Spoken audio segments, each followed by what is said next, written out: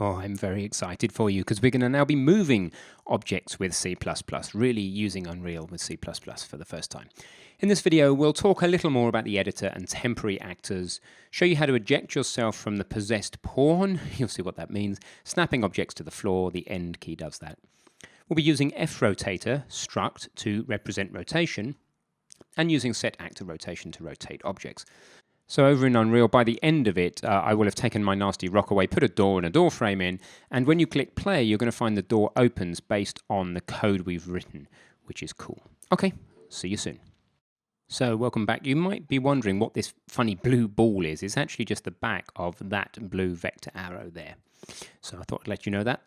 The other thing to know is that when you go into play mode, if you're quick and you don't click into the actual viewport here, you can click eject.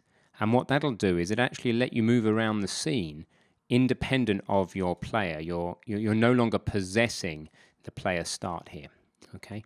The other thing to note is that when you're in stop mode, there's only certain objects in the game, in the world outliner here. When you click play, you'll see a bunch of temporary actors come in. You can actually make them visible or not here with view options at the bottom of world outliner and then hide temporary actors. But it's worth leaving them there. So a bunch of stuff comes in when you actually start playing. And you might ask yourself, well, what am I in the world? Well, play. Don't click into the viewport, but just click eject, come out, click on the thing that you're wondering, which is you, and you can see that you're their default pawn. It's got an iterator 7 on it, but you're default pawn number 7. So that's one thing I wanted to tell you. The other thing, you might see lighting needs to be rebuilt, so you can do that from the build menu here with the drop down. Build lighting only, and it'll take a while. Cool. So what we want to do now is be able to actually get our code to move something in the world. We've worked out that we can have the code read the state of things in the world and report the position of the chair and the rock. Let's, if we're going to make this a building escape game, we'd better do something simple like open a door, right? So how do we do that? Let's delete the rock. I don't need a rock in my room. And what I'm going to do is I'm going to dive into the starter pack content and see what I can find. So go to the content browser tab. Dive into starter content and have a look there under, say, props. There's a few different things you can use. So props will give you a variety of things, window frames, door frames, etc. So we could bring a door frame in. In fact, to be honest, a door frame is all we need for now. We don't even need a door. We don't even need a wall unit. So drop a door frame in. Notice that it ends up on the floor. So if you want to get it to the floor, if it's not on the floor, there's a few different ways.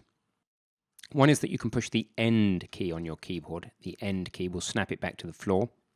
And another way is you can explore through right-clicking on it, scrolling down, transform, snap a line, and eventually you should get snapped to floor. Okay, so that's how you get things on the floor, but by default they come in on the floor, which is pretty cool. So let's see if we can get a door. What do we got? SM door, that's fine. Now, how do I align that door? Well, you can just move around in 3D is one simple way, and actually it's done a very good job of snapping into the frame there. But you just get yourself a door in a frame. If you need to get it lined up a bit more perfectly, if you're a bit OCD like me about this gap, then you can try just moving it. And if the snap distance is too big, then this is your first opportunity to come up here, hover over until you can see the position grid snap value and try a different value like maybe 5 centimeters. And then have a good look nice and close, and the door fits snugly in the frame.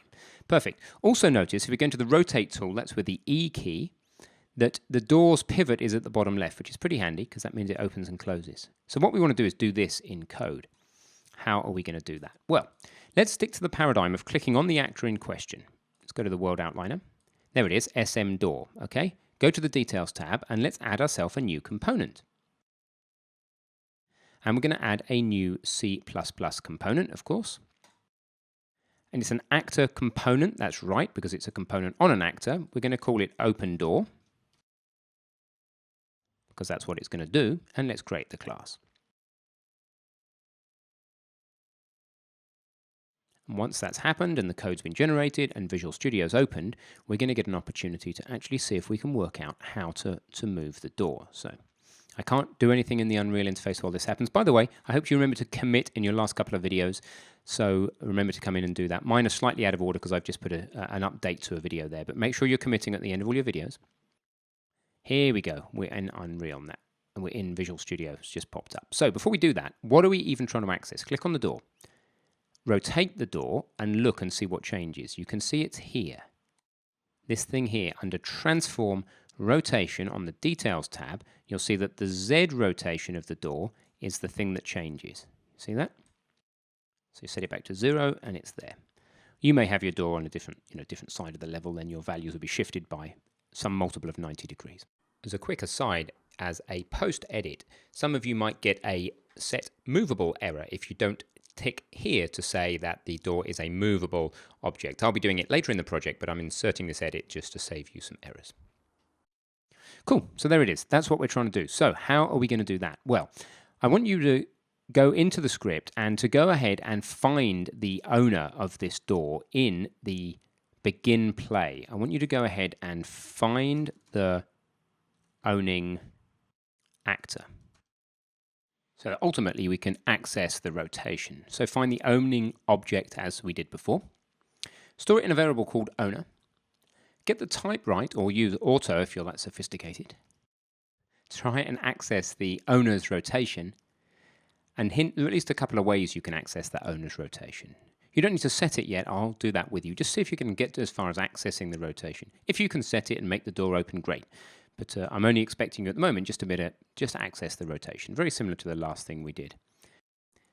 Now I should say, if you're having any trouble with your door rotation, if your door's not lined up exactly like mine is, don't worry, just let it open strangely, and in a few lectures' time we're going to be addressing how to make the rotation independent of how you've laid out the door in your level. So just carry on through if you're having those type of issues. Welcome back. So let's remember our pseudocode programming. We're going to find the owning actor. We're going to create a rotator, although you wouldn't know at this stage that that's what you're going to need to do.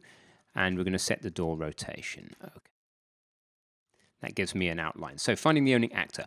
Well, I said we should call it actor. So, say owner rather. So a actor star owner, right? So we are declaring a pointer to an actor called owner equals get owner, semicolon. Hover over get owner, it shows you that it returns a actor star. Okay, but they put the star after the space in this case, or at least Visual Studio does. Okay, so we've got the owner there. Now, how are we going to set the door rotation? Well, let's explore that first. We're going to do something like this. Owner. Now, is it dot or is it arrow operator? Now, I don't know at this moment what we're looking for. So, well, I do, but I'm trying to tell you how you'd work it out. Come back to Unreal, look at the transform. It's something to do with the transform, and it's something to do with rotation, probably. So what I would do here is bring up the IntelliSense again and type the word rotation. What have we got? Get actor rotation. Ooh, set actor rotation. Okay, that's pretty cool. So why don't we just set the actor rotation directly? When we do that and we open the braces, look, we've got two different signatures here. It's looking for this thing here, a constant F quat, which is a quaternion, reference to a new rotation. How scary is that? Or we could simply use a F rotator new rotation. Okay, well that's cool. Why don't we imagine we have a variable called new rotation like that. And then we need to go and create that rotator. What is a rotator? Well, it gave us the hint. We need an F rotator. Now you can go do a Google search and find out what an F rotator is. Here it'll tell you something. Implement a container for rotation information. All rotation values are stored in degrees. Okay, so it's a struct. That's pretty cool. So F rotation, new rotation. So we've declared that variable now equals. Now how are we gonna create this thing in the first place? Well, we go F rotator again, and we call its constructor. Now, its constructor has 7 different signatures. We can give it just a single float. We can give it no initialization. We can give it pitch, yaw, and roll, which is probably what we're going to use. You can give it weird quaternion references. Ooh, we don't want to do that today. Oh, nasty, nasty, scary. Okay, so let's go with this one. We're going to give it pitch, yaw, and roll. So I'm going to make a deliberate mistake here because it's funny and it'll show you the difference between pitch, yaw, and roll. Imagine you didn't read the pitch, yaw, and roll for a moment and you just assumed that it was X, Y, and Z. So you can go 0.0F for float. You need to tell it it's a float. 0.0F and then 90.0F. Then you would think that maybe this is X, Y, Z. Let's try it. See if everything else works. See what happens if we'd assumed that's X, Y, Z. We come over and the door will flop on its side. That's a bit funny. Okay, what's happened there? That's because the rotator, the clue was in the way that it defined it. It's about pitch, yaw, and roll. So for this door, let me show you what they are. These are aircraft terms, so I'm very familiar with them, but you may not be. This here is yawing. It's in an aircraft when you use the rudder pedals, and it's yawing like that. It's basically if you put your hand flat and rotate your wrist like that, then that is yawing, okay? The next motion is rolling. That's more familiar. In an aeroplane, this is called rolling. Left and right like that. And then pitching is kind of easy to understand. It's pitching up and down. Okay, so you just have to understand what pitch, yaw, and roll is. What we've asked the door to do there, if we hover over it, is we've asked it to roll through 90 degrees. So go back to Unreal, grab this one, roll it till it says 90, and that's exactly what we've done. So what do we want to do? Is it pitch, yaw, or roll? Well, I won't insult you any further. I think you know that it's yaw. And which way do you want the door to open? It's up to you. I'm going to open it 60 degrees outwards. So put it back to neutral to make sure it's our code doing the opening. Hover to see which order, pitch, yaw, roll. So I'm going to put 60. Now, by the way, you don't need the zeros after these points here.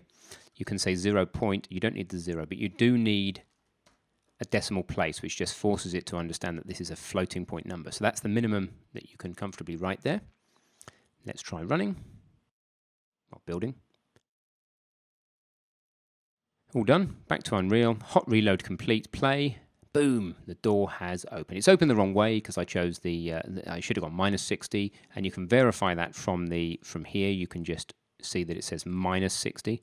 So if I did want it to open the other way, I'd go -60, which I will because I want it to do what I asked it to do, not leave it to fate. Okay. So that's it. We have now managed to actually control a game object from C++.